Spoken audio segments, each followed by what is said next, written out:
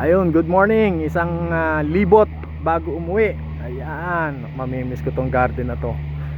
Kasi mga alaga natin, pinagsisikap natin pagandahin, pero mahirap talaga habulin yung ganito kaganda.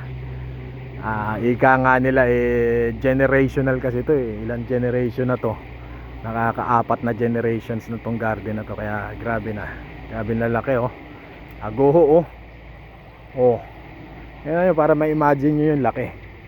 Lintik na yan. Balik na rin. Yan siya kalaki.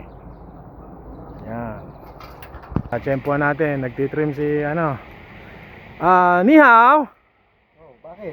Ay putang ina. Tagalog pala to.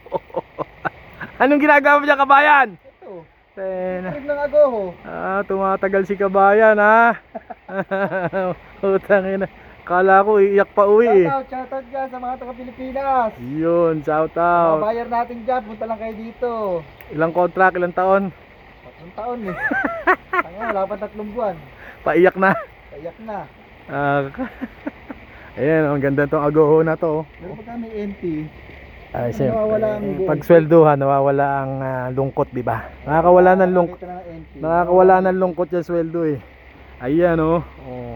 Mas nakakalakot sa Pilipinas. Oo. Sweldo mo, ubus na, may utang ka pa. Nalintikan. Hoy, vlog to ng hindi to sa pangkabuhayan Mga buyer namin, punta na kayo dito. I-entertain namin kayo dito. Alaga-alaga namin kayo dito. Punta na kayo. Ayun formal upright Ganda Hilom na hilom, walang sugat. Tapering ba mo? Tapered na tapered.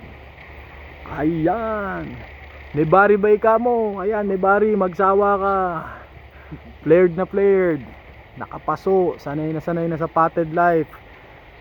Nasa mga 20, 30 years na yan na nakapaso. Matibay na yan. Tinitrim ni Bayaw. Ayan.